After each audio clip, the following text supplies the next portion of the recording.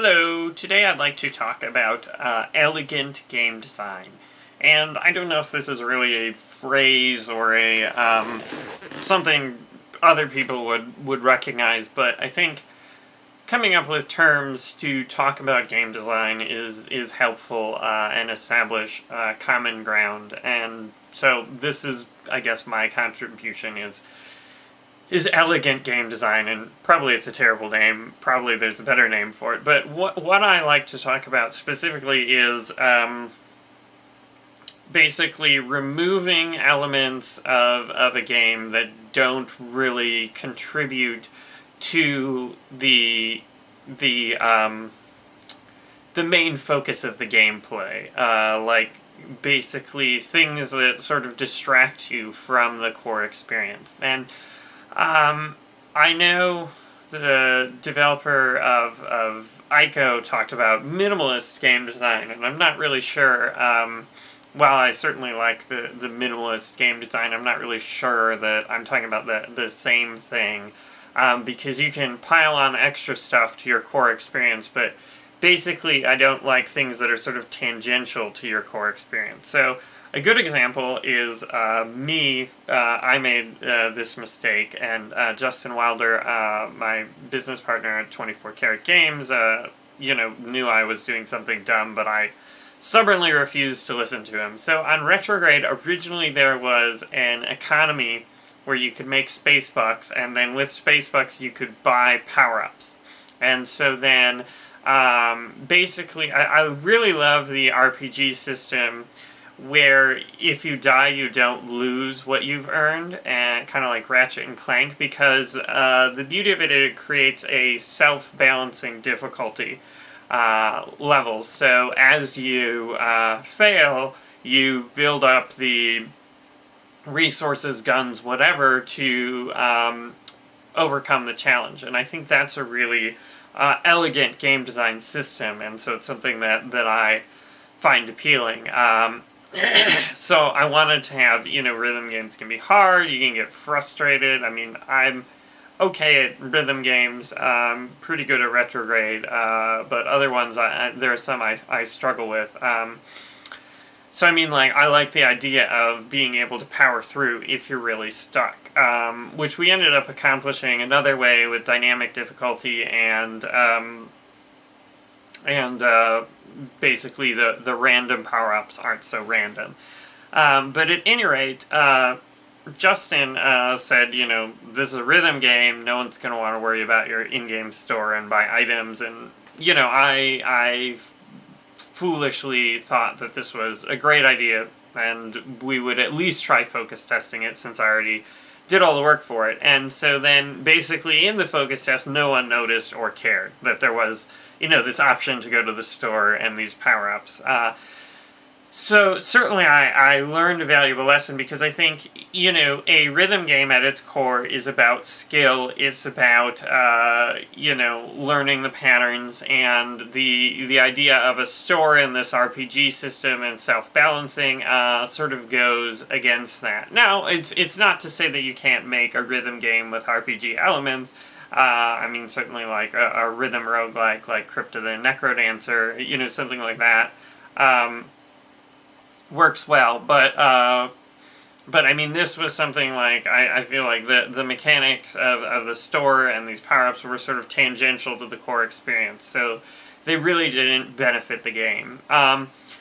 And certainly I've been playing Evil Within. I'm about halfway through, and I feel like a lot of the looting and the green gels and the upgrades and things like that are all sort of tangential to the core experience, which, at least in my mind, should be scaring the player.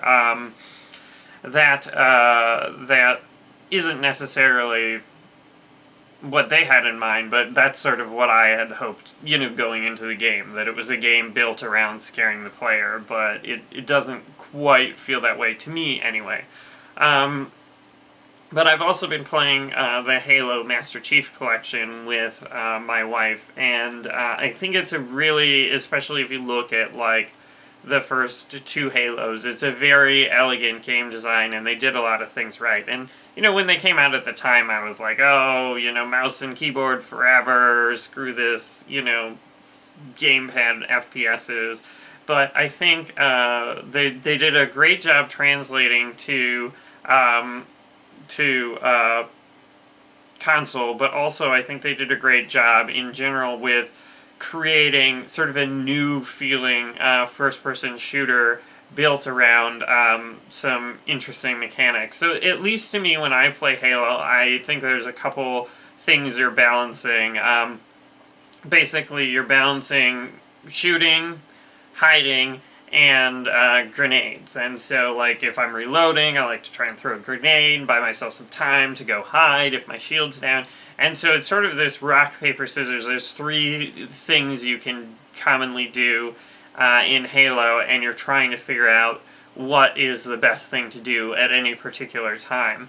And so I think it's interesting that they managed to, sort of collapse the first-person shooter genre, which, if you played, like, old-school Doom, or, like Quake 2, there's a lot of different elements. There's, the save-anywhere mechanic and the non-regenerating health.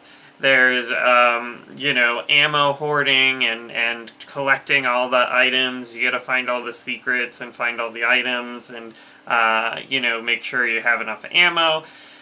And so there's all these other things you're doing in a first-person shooter, but then they basically, figured out, here's some interesting things we can do with first-person shooter, let's just focus on those things. And I mean, even like, if you look at, in Quake, the pea shooter, the gun you start with, is terrible. But you look in Halo, I mean, the assault rifle is one of the best weapons in the game, at least for me. I mean, I'm sure other people have their own preferences, but the assault rifle is not bad, and it's not like, as you progress through the game, you get these better weapons. I mean, on occasion, you'll find a rocket launcher or something, but in general, you are just building on that sort of core experience. Now, another great thing about Halo is the driving and vehicle sections, which is sort of icing on the cake, and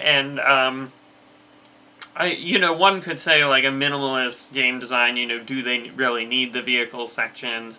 But I think they provide variety, and they're not really, they're fun, and they don't really distract from the core experience. I mean, you don't necessarily have grenades, but, most of them, you have shooting, or, teams, or, operating turrets. So, I mean, I think that's fine, whereas I think, adding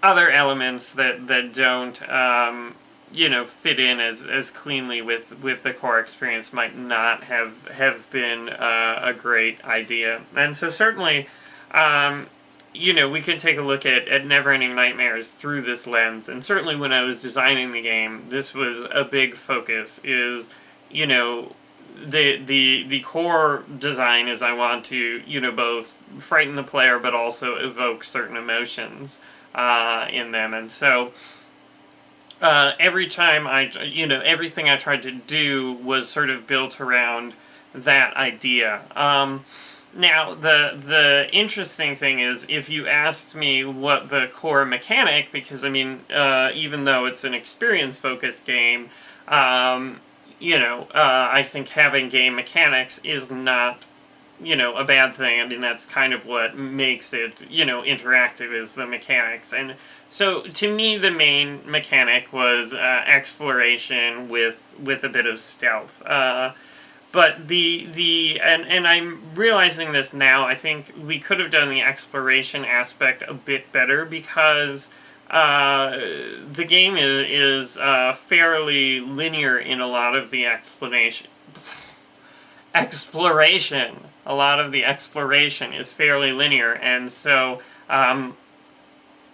basically you don't get the same feeling of exploration where you don't know where to go and you got to try a bunch of different things. And so I think some mechanics, we could have built on that exploration, and I was very against puzzles, but I'm beginning to come around and think that, puzzles are a good way to add, rhythm and add purpose to the exploration. And obviously I don't want anything, super challenging or things that don't fit into the game world, which is really hard to think about. But I think that that at those sort of elements can benefit the exploration. It's still an elegant game design, and perhaps adding puzzles make it less of a minimalist game design, but can add to its elegance, as I was trying to differentiate those terms